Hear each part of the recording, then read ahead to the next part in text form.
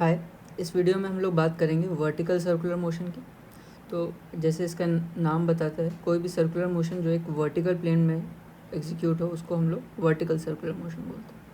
तो इसमें हम दो टाइप के मोशंस देख सकते हैं। एक होता है कंट्रोल्ड वर्टिकल सर्कुलर मोशन, जैसे कि मेलों में देखा होगा कोई जाइंट व्हील होता है जिसको हम इलेक्ट्रिसिटी दे के एक एक्सटर्नल फोर्स अप्लाई करके उसका मोशन को एग्जीक्यूट करते हैं, और उसकी वो यूनिफॉर्म स्पीड भी हो सकती है या नॉन यूनिफॉर्म भी हो सकती है।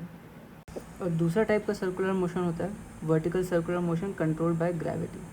इसमें हम बस एक इनिशियल एनर्जी देते हैं, जैसे इस वीडियो में देख सकते हैं, और बाकी जो मोशन होता है फिर वो कंटिन्यू अपने आप ग्रेविटी की फोर्स की वजह से होता रहता है।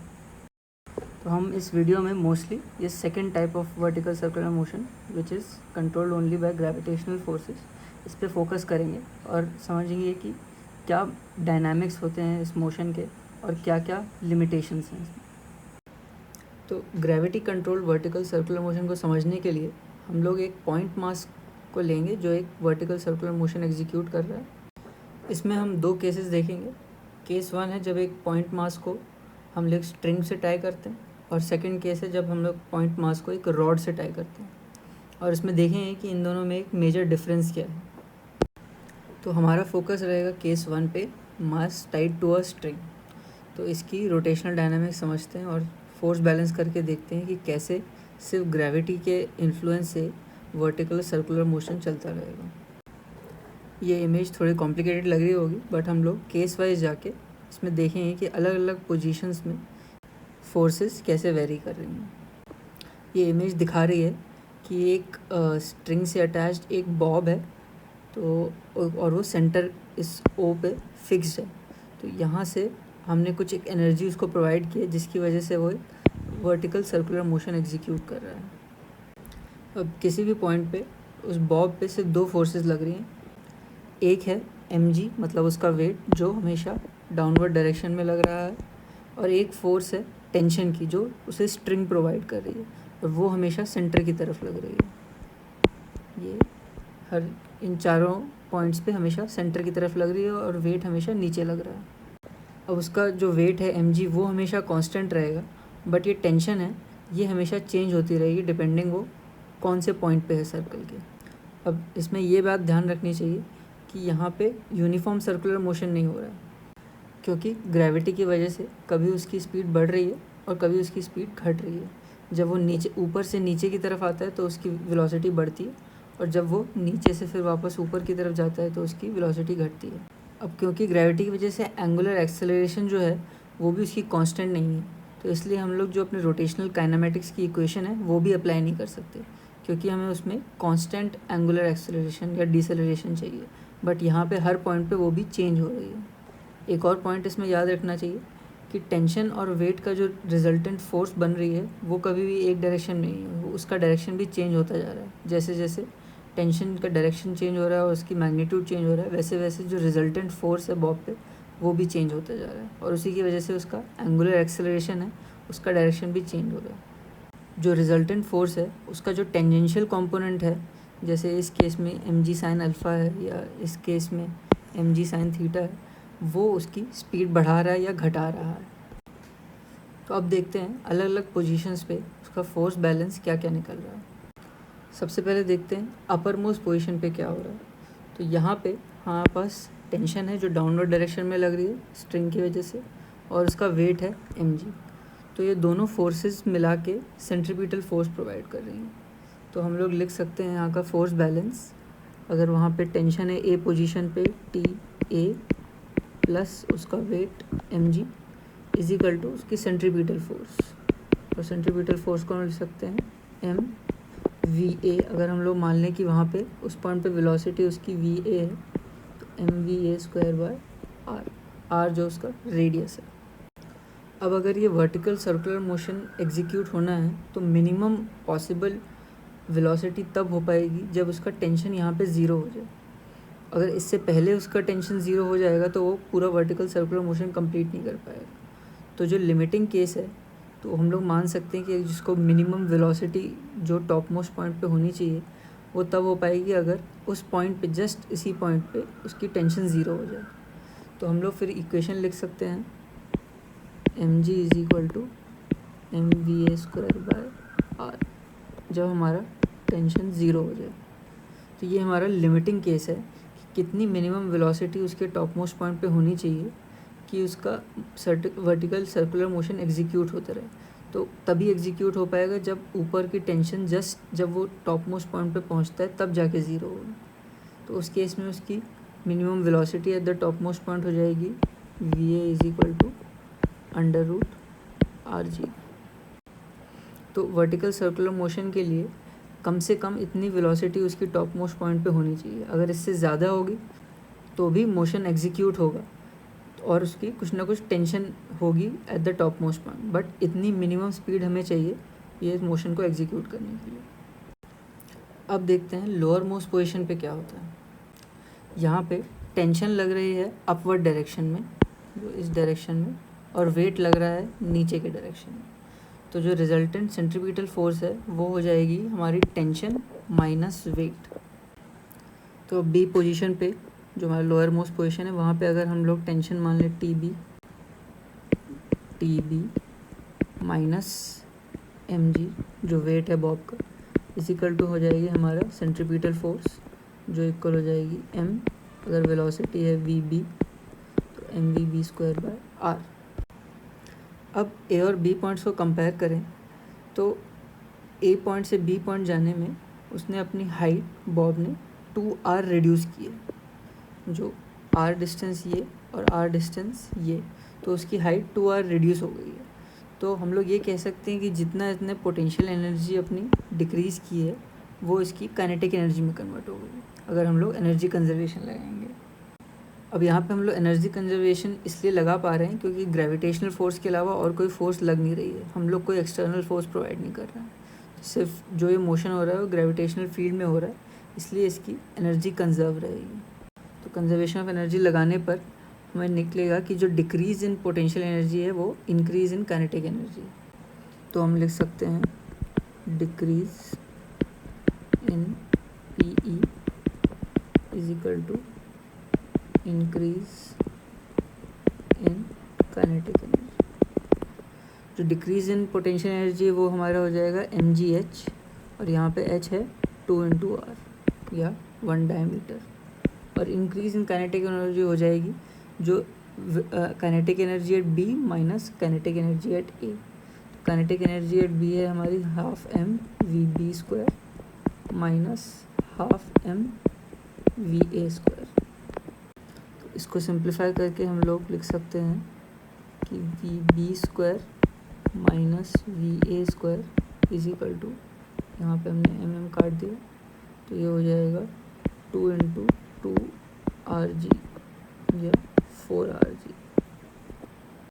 अब हमें पता है वी ए की वैल्यू जो हमने मिनिमम वैल्यू थी वो थी अंडर रूट आर जी। तो जब मिनिमम लिमिटिंग केस में निकालेंगे तो हम लोग लिख सकते हैं कि V B square is equal to V A square plus 4 R G is equal to, V A था अंडर रूट आर जी तो वी ए स्क्वायर हो जाएगा R G plus 4 R G is equal to 5 R G. तो इसी तरह हम लोग लिख सकते हैं कि जो वी बी हो जाएगा वो हो जाएगा under root of 5 R ji.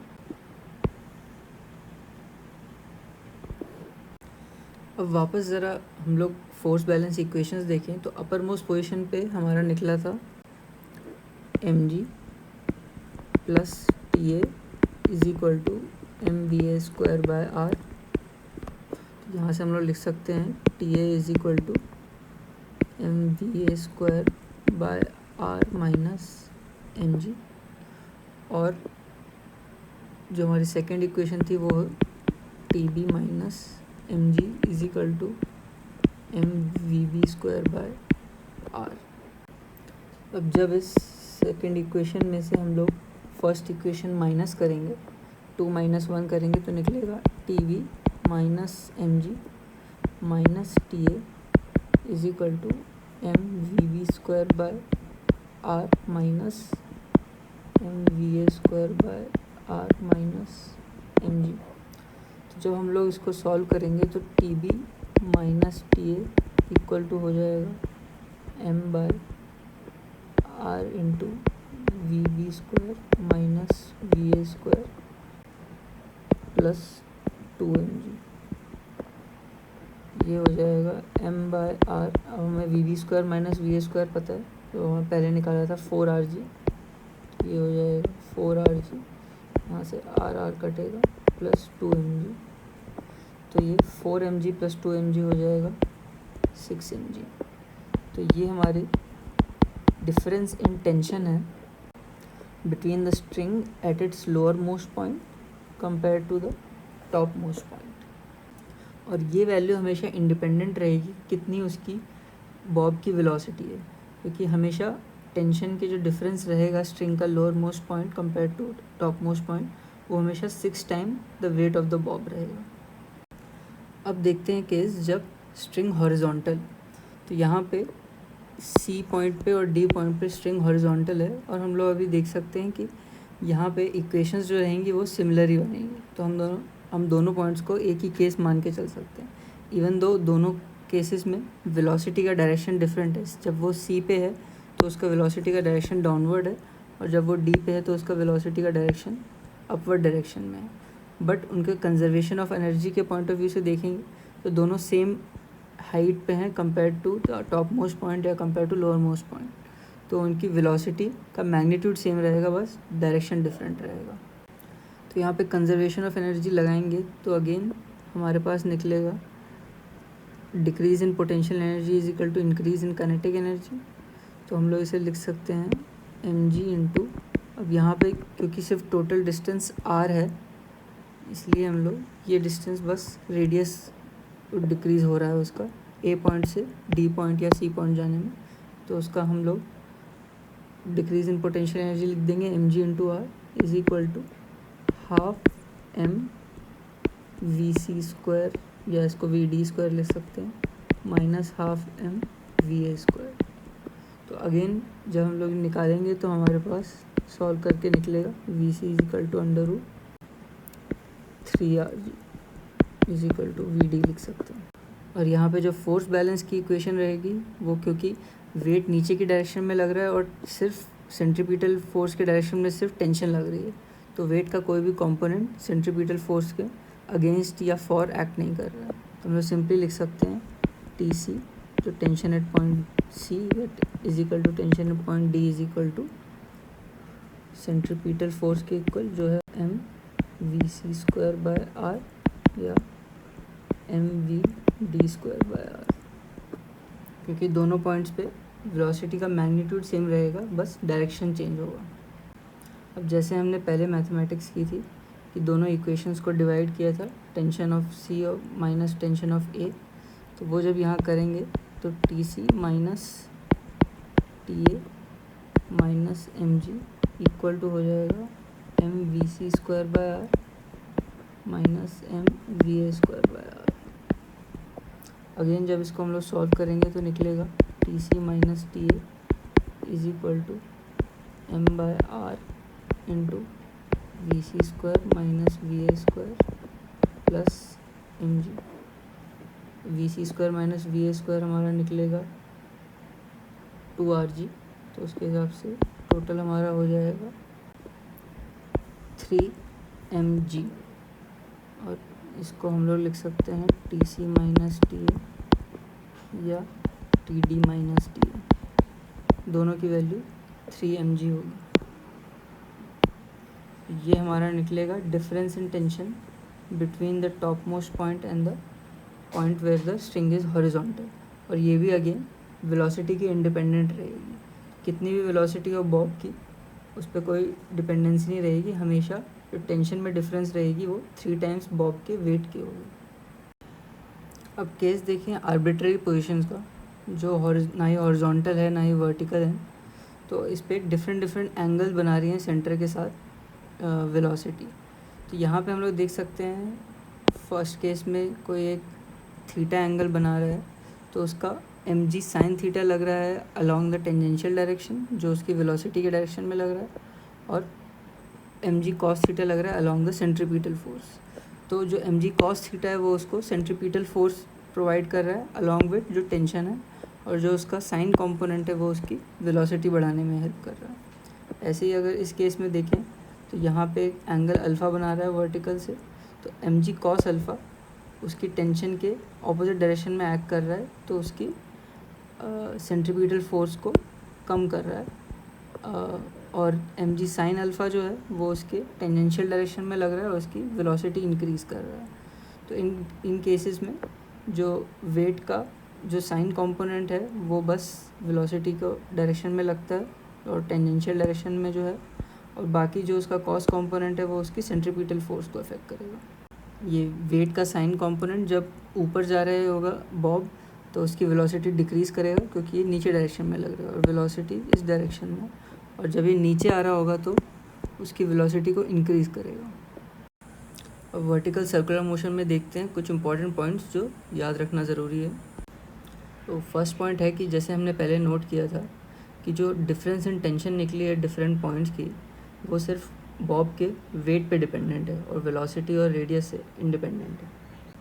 Second point है कि जो tension at upper most point है हमने उसको लिमिटिंग केस में ज़ीरो माना है, बट वो कभी एग्जैक्टली इक्वल टू ज़ीरो नहीं होगा, क्योंकि जैसे ही वो ज़ीरो होगा स्ट्रिंग स्लैक कर जाएगी और नीचे गिर जाएगी और सर्कुलर मोशन एग्जीक्यूट नहीं कर पाएगी। क्योंकि अगर टेंशन ऊपर ज़ीरो हो गई अपर मोस्ट पॉइंट पे तो कोई भी फोर्स उसे सेंट्रीपिटल फोर्स प्रोवाइड नहीं कर रही होगी, इसका मतलब वो सर्कुलर मोशन एग्जीक्यूट ही नहीं कर सकता। थर्ड पॉइंट भी जैसे हमने डिस्कस किया था कि लीनियर और एंगुलर एक्सेलरेशन पूरे वर्टिकल सर्कुलर मोशन के लिए कांस्टेंट नहीं है और हर समय वेरी कर रहा है। तो हमारी जो काइनेमेटिक इक्वेशंस हैं वो तभी वैलिड होती हैं जब एंगुलर एक्सेलरेशन कांस्टेंट होता है, तो ये इक्वेशंस इस मोशन के लिए एप्लीकेबल नहीं होंगी। चौथा एक इम्पॉर्टेंट पॉइंट है कि हम लोग किसी भी पॉइंट पे इस वर्टिकल सर्कुलर मोशन के हम लोग उसका पोजीशन वेक्टर और वेलोसिटी निकाल सकते हैं यूजिंग कंजर्वेशन ऑफ एनर्जी, जैसे हमने 4 पॉइंट्स के लिए निकाला। बट हम लोग इसका मैथमेटिकली इसकी फ्रीक्वेंसी और टाइम पीरियड नहीं निकाल सकते, क्योंकि हमें जो रेडियस वेक्टर है वो फंक्शन नहीं है जो इंटीग्रेट कर सकें। तो हमें अगर इसका फ्रीक्वेंसी और पीरियड निकालना है तो हमें हर पॉइंट पे इसका रेडियस वेक्टर निकाल के कितना डिस्टेंस कवर कर रहा है कितने टाइम में, और उसे इंटीग्रेट करना पड़ेगा। तो वो एक फ़ंक्शन होना चाहिए जो इंटीग्रेबल हो, बट इस केस में ऐसा नहीं है, इसलिए हम लोग इसका मैथमेटिकली फ्रीक्वेंसी या पीरियड कैलकुलेट नहीं कर सकते। बट हम लोग इसका एक्सपेरिमेंटली ऑब्जर्व करके इसका टाइम पीरियड निकाल सकते हैं, क्योंकि ये अगेन अगर इसका कोई ना कोई फिक्स टाइम पीरियड तो है ही, बट हम लोग उसे कैलकुलेट नहीं कर सकते, इसका मतलब उसका टाइम पीरियड नहीं है, ऐसा नहीं है। हमें अगर इसका टाइम पीरियड निकालना है तो हमें इसको एक्सपेरिमेंटली ऑब्जर्व करना पड़ेगा। पांचवा पॉइंट ऑब्वियस है कि हमने यहाँ पे सिर्फ मिनिमम स्पीड निकाली है कि जिस केस में सर्कुलर मोशन चलता रहेगा। इसका मतलब है कि इससे कोई भी ज़्यादा स्पीड पे भी मोशन पॉसिबल रहेगा। और 6 पॉइंट है कि ये हमने जो भी कैलकुलेशंस किए हमने एयर रेजिस्टेंस को नेग्लिजिबल माना है, कि ये वैक्यूम में अगर मोशन हो रहा होगा तो ये इक्वेशंस वैलिड होगी, बट रियल लाइफ में हमेशा कुछ ना कुछ एयर रेजिस्टेंस भी मिलता रहता है बॉल को, तो इसलिए हमें कुछ ना कुछ एनर्जी उसको कंटिन्यूसली सप्लाई करनी पड़ती है कि वो एयर रेजिस्टेंस को ओवरकम कर सके। इसलिए अगर आप खुद घर पे भी एक्सपेरिमेंट करोगे तो एक बार बॉल को या बॉब को स्ट्रिंग पे अटैच करके छोड़ने से वो कंटिन्यूसली मोशन चलता नहीं रहेगा, क्योंकि एयर रेजिस्टेंस की वजह से उसकी स्पीड कंटिन्यूसली कम होती रहेगी। तो इसलिए हमें कुछ ना कुछ थोड़ी एनर्जी उसको या फोर्स अप्लाई करनी पड़ती है कि वो एयर रेजिस्टेंस से जो उसमें एनर्जी लॉस हो रहा है उसको ओवरकम कर सके। अब बात करते हैं केस 2 की, जो हमने लिया था when mass is tied to a rod. तो अभी तक हमने जो भी डेरिवेशंस किए थे वो मास टाइड टू स्ट्रिंग था। तो इसमें क्या डिफरेंस है रॉड और स्ट्रिंग में? बेसिक डिफरेंस यही है कि स्ट्रिंग को हमेशा कुछ ना कुछ टेंशन चाहिए at all the points including the upper most point. Upper most point पे लिमिटिंग केस में हम लोग TA को 0 कर रहे थे, बट वहाँ भी उसको कुछ ना कुछ एक मिनिमम अमाउंट ऑफ टेंशन चाहिए।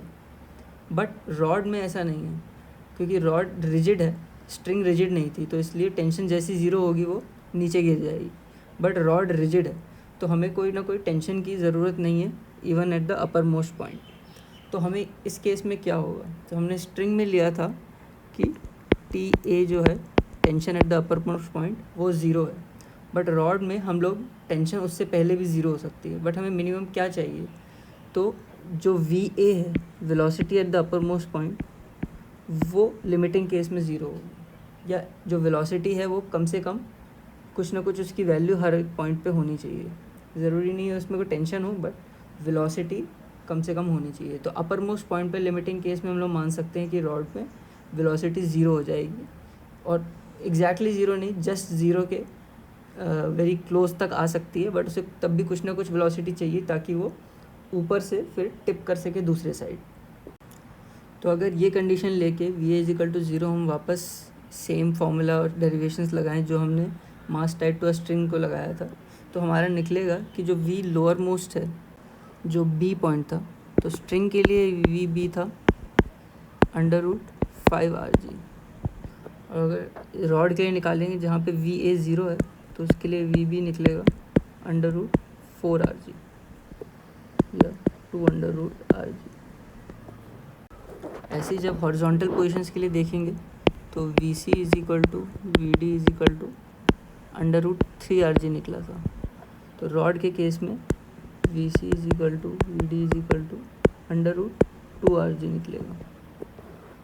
तो इसमें देख सकते हैं कि डिफरेंस आ रहा है बस √rg का, बट अगेन जो हमारा टेंशन का डिफरेंस था TB माइनस TA, जो tension at lower most point minus tension at upper most point, वो था 6 mg, तो वो रेडियस और वेलोसिटी के इंडिपेंडेंट था। तो इस केस में भी वही कंडीशन वैलिड होगी, TB माइनस TA 6 mg, क्योंकि वो रेडियस और वेलोसिटी पे डिपेंडेंट नहीं है। तो टेंशन में जो डिफरेंस रहेगा, क्योंकि अगर TA कम हो रहा है तो उस हिसाब से TB भी कम हो जाएगा, तो डिफरेंस हमेशा कांस्टेंट 6 × वेट ही रहेगा। अब एक और केस देखते हैं, जब कोई vehicle eight which is eight the top of a convex over bridge. तो अभी तक हम लोग देख रहे थे कि जो भी पाथ था वो कॉन्केव हो रहा था, जैसे रोड की बैंकिंग हो रही थी तो एक कॉन्केव पाथ बन रहा था, बट यहाँ पे हम लोग अब कॉन्वेक्स पाथ देखेंगे। तो जब यहाँ पे हम लोग देखेंगे कि कौन कौन सी फोर्सेस लग रही हैं, तो अगेन उसका नीचे वेट लग रहा है और ऊपर नॉर्मल रिएक्शन लग रहा है, और तो जो इसका रिजल्टेंट फोर्स निकलेगी वही हमारी सेंट्रीपिटल फोर्स निकलेगी जो सेंटर की तरफ लगेगी। तो अगर इसका फोर्स बैलेंस देखें तो नीचे लग रहा है mg और ऊपर के डायरेक्शन में लग रहा है नॉर्मल रिएक्शन, तो इसका जो नेट रिजल्टेंट इफेक्ट होगा वो नीचे की तरफ लगेगा, वेट माइनस नॉर्मल रिएक्शन, और वो होगा सेंट्रीपिटल फोर्स के इक्वल, जो हो जाएगा mv²/r। अब ये जो नॉर्मल रिएक्शन है वो डिफाइन कर रहा है कि हमारा कितना कांटेक्ट रहेगा रोड से। तो जब कांटेक्ट अगर हट जाएगा इसका मतलब है कि नॉर्मल रिएक्शन ज़ीरो हो जाएगा। तो हमें एक कंडीशन निकालनी है कि किस पॉइंट पे अगर इसकी स्पीड कितनी ज़्यादा हो सकती है जिस पे ये अपना कांटेक्ट लूज़ कर दे, क्योंकि यहाँ पे क्लियरली देख सकते हैं अगर इसको मैंने बहुत तेज़ स्पीड से जाएगा तो ये एक पॉइंट पे अपना रोड से कांटेक्ट लूज़ कर देगा। तो कांटेक्ट लूज़ करने का मतलब है कि उसका नॉर्मल रिएक्शन रोड से ज़ीरो हो जाएगा।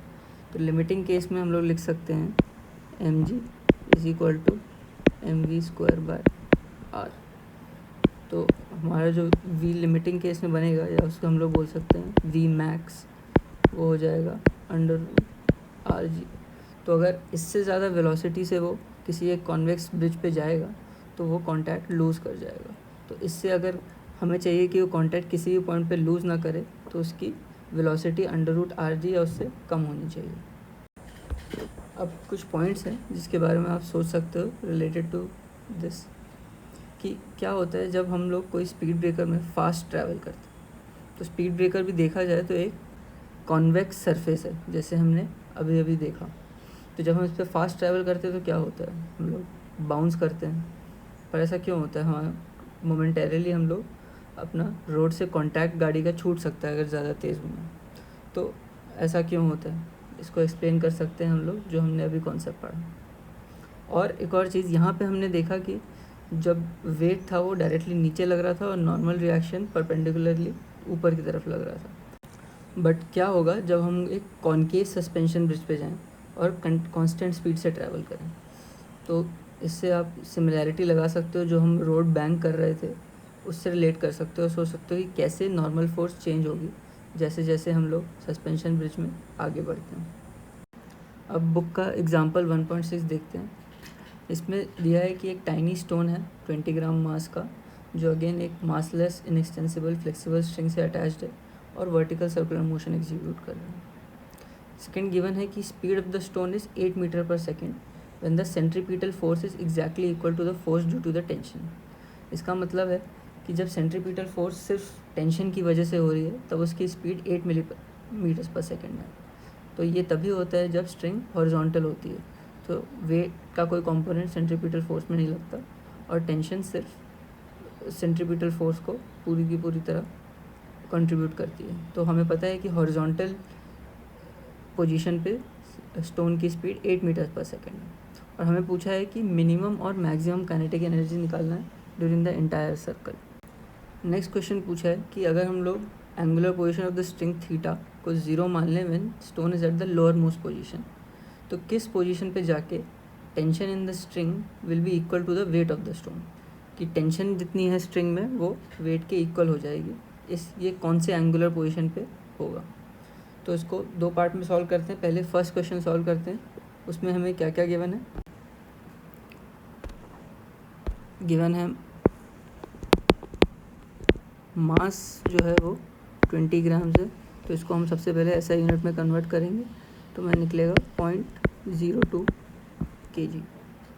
और हॉरिजॉन्टली उसकी स्पीड है v, तो जो हम लोग vc या vd लिया था उसकी हम लोग वेलोसिटी हमें पता है वो है 8 मीटर्स पर सेकेंड।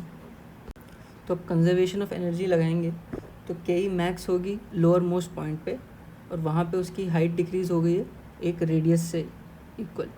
तो हम लोग निकाल सकते हैं कि के ई मैक्स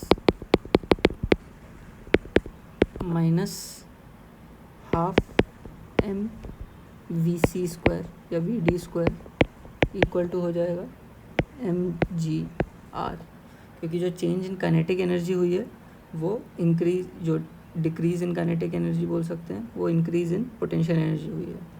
तो इसको जब हम लोग इक्वेट करेंगे तो निकलेगा के मैक्स इक्वल टू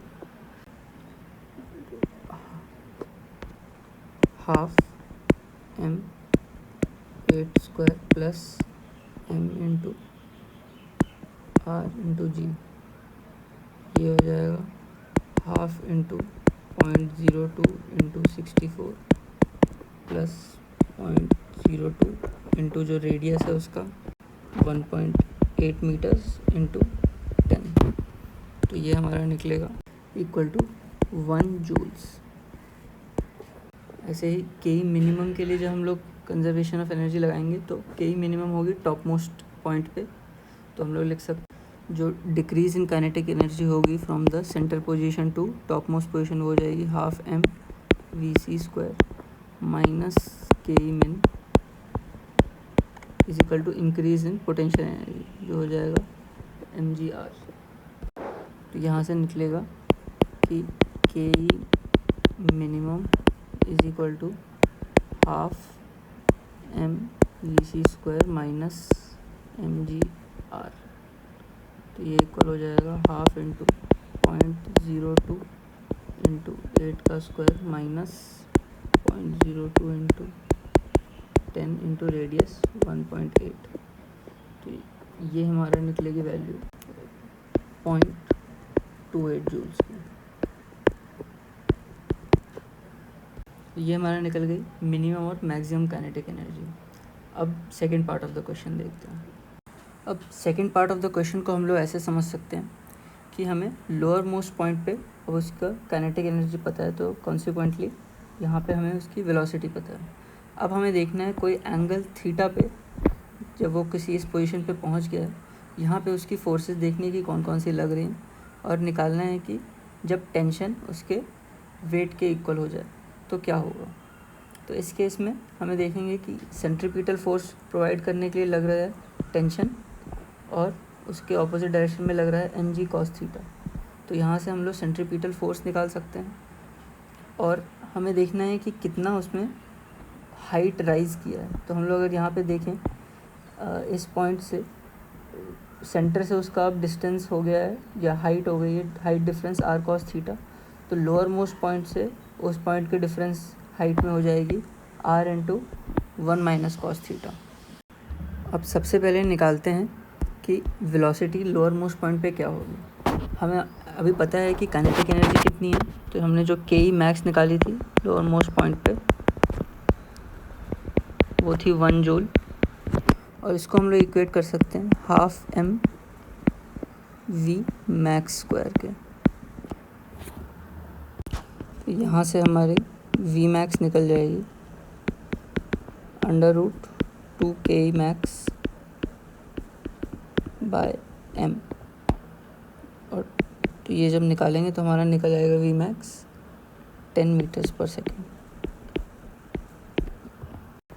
अब उस पॉइंट ऑफ द सर्कल जहाँ पे एंगल थीटा बन रहा है वहाँ और जहाँ पे टेंशन इक्वल टू है वेट के, तो वहाँ पे जब फोर्स बैलेंस करेंगे तो निकलेगा कि T minus M G cos theta is equal to centripetal force जो है M V square by R. अब इस पॉइंट पे हमें पता है कि टेंशन वेट के इक्वल है, तो हम लोग लगा सकते हैं T is equal to M G minus M G cos theta is equal to M V square by R. तो हम लोग यहाँ से निकाल सकते हैं कि V square is equal to R G into 1 minus cos theta. अब इसके बाद जब हम लोग कंजर्वेशन ऑफ एनर्जी लगाएंगे लोअर मोस्ट पॉइंट और एक पॉइंट जिसका एंगुलर डिस्टेंस है थीटा, तो हम लोग निकाल सकते हैं कि जो चेंज इन काइनेटिक एनर्जी है या डिक्रीज इन काइनेटिक एनर्जी है from lower most point to कोई एक पॉइंट जिसका एंगल थीटा है is equal to the increase in potential energy. तो डिक्रीज इन काइनेटिक एनर्जी हो जाएगी kinetic energy at the lower most point जो है half V max square minus half M V square जो हमारा point है is equal to increase in potential energy जो है एम जी इंटू हाइट, जो हाइट है वो है R into 1 minus cos theta.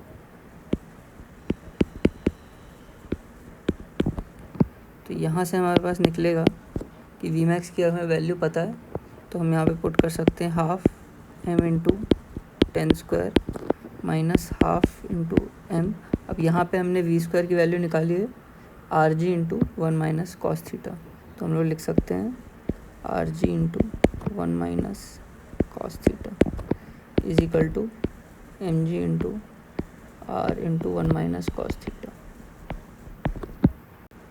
यहाँ से हमारे पास निकलेगा half M into 100 is equal to 3/2 M G R into 1 minus cos theta, और यहाँ पे m और m कैंसिल हो जाएगा, तो उससे हमारे पास निकलेगा cos theta is equal to -23/27। उससे हमारे पास निकल जाएगा theta is equal to approximately 148 degree 25 minutes.